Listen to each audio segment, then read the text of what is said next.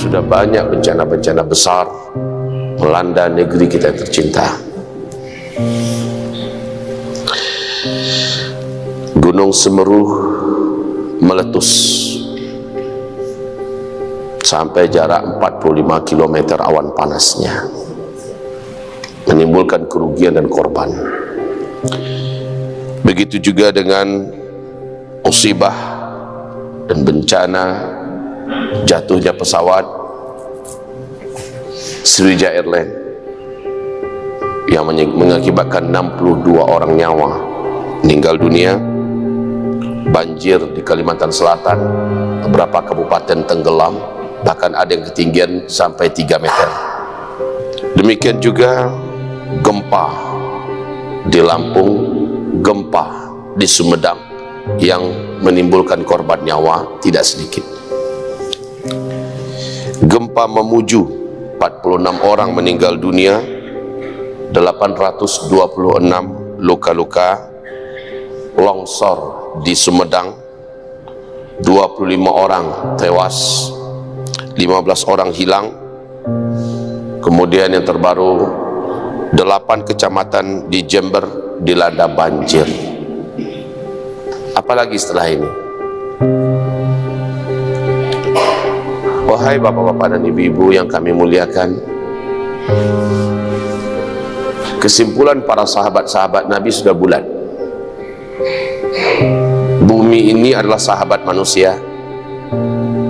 Punggungnya dipersilahkan untuk ditempati, asal manusia-manusia itu tunduk dan patuh menyembah Allah SWT dan tidak bermaksiat. Tapi ketika ada manusia yang tinggal di atas punggung bumi, yang tinggal di atas daratan permukaan bumi,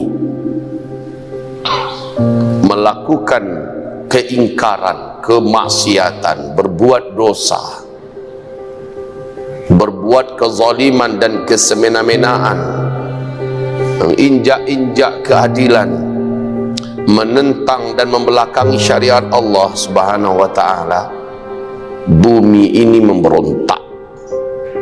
Dia tidak rela di tempat tinggali.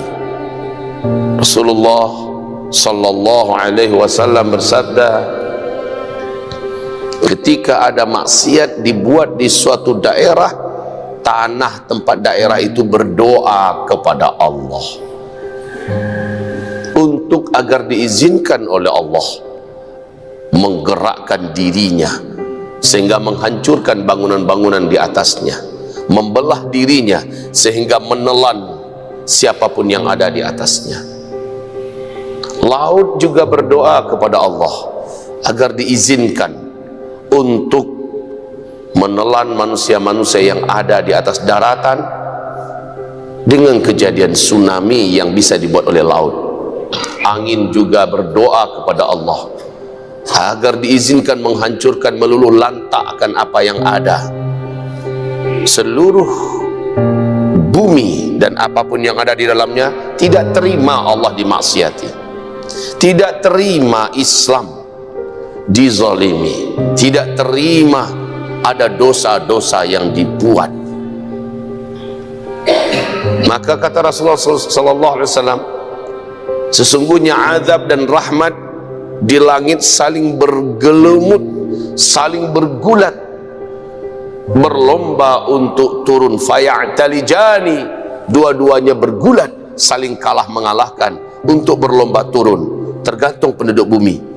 Jika penduduk suatu negeri yang azab akan turun ke sana atau rahmat akan turun ke sana, memenuhi negeri mereka dengan keimanan, kesolehan, ketakwaan, menjauhi dosa-dosa dan maksiat, maka rahmat akan mengalahkan azab rahmat yang turun untuk penduduk negeri itu.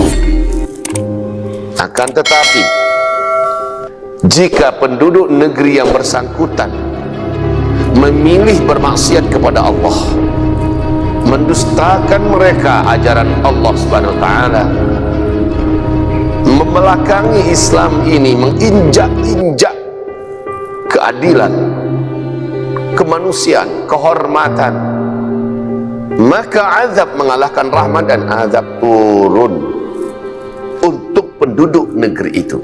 Ini silakan dilihat di Al-Quran surat Al-A'raf ayat 96. Waktunya bisa di waktu malam, bisa di waktu duha, bisa di waktu ba'da zuhur, bisa di waktu subuh, ya, dan bahkan ba'da asar. Lihat itu masing-masing dalam berbagai ayat Allah yang berbeda-beda. Maka zaharal fasad fil barri wal bahr bima kasabat aydin nas liyudhiqahum ba'dalladzi 'amilu la'allahum yarji'un. Final itu sudah pengumuman dari Allah.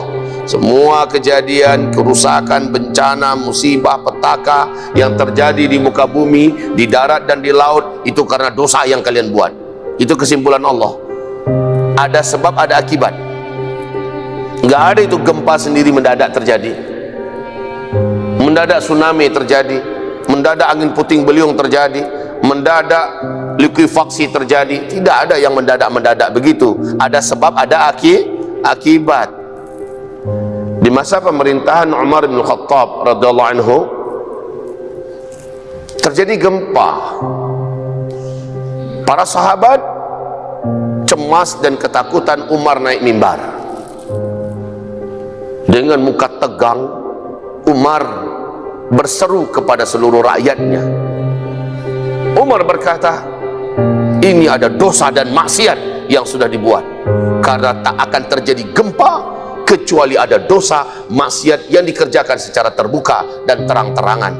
Saya, kata beliau, sebagai Amirul Mukminin, kalian merasa gagal dalam memimpin, gagal rasanya. Ini Umar menyalahkan dirinya. Sudah begitu kuat rasanya dia untuk mengawal agar tidak ada yang berbuat dosa. Ternyata masih ada yang kebablasan dan Umar merasa gagal. Maka Umar bersumpah saat itu, demi Allah, mulai hari ini saya akan ketatkan lagi penjalanan syariat ini. Saya akan ketatkan lagi mengontrol dan mengendalikan kehidupan kalian, agar tidak ada yang meninggalkan ketaatan kepada Allah, agar tidak ada yang berbuat dosa dan maksiat secara terbuka dan terang-terangan. Masalahnya kalau buat dosa tersembunyi, tutup sendiri, itu urusan orang itu. Tapi kalau sudah terbuka, ini urusan pemerintah. Maka Umar berkata, kalau masih terjadi gempa, saya akan turun dari jabatan saya dan saya akan tinggalkan kalian semua. Seluruh para sahabat dalam kesimpulan yang sama dan keyakinan yang sama. Bencana musibah adalah karena perbuatan dosa yang dibuat oleh manusia. Ibarat Allah yang kami muliakan, 2020 kemarin sampai sekarang belum berhenti. Hiruk pikuk kegaduhan yang ditimbulkan oleh COVID-19 sampai sekarang. 200 negara lebih terimbas, dan ini bukan lagi pandemi, bukan lagi epidemi, tetapi sudah menjadi pandemi global.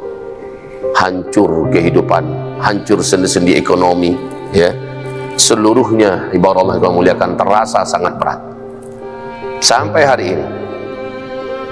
Tetapi manusia nggak kunjung sadar. Sebentar lagi Bapak Ibu, hadis Nabi yang menyebutkan tentang ini, hadisnya Sahih Imam Bukhari, bisa Bapak Ibu dapatkan di kitab Al-Adabul Mufrad.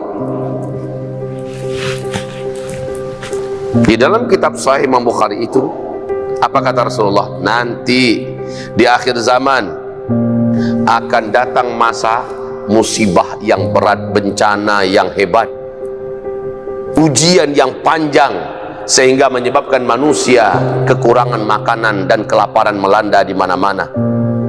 Dan ini akan berakibat tetangga akan tega memaksa tetangganya yang lain menyerahkan makanannya sampai membunuh tetangganya itu demi sepotong roti.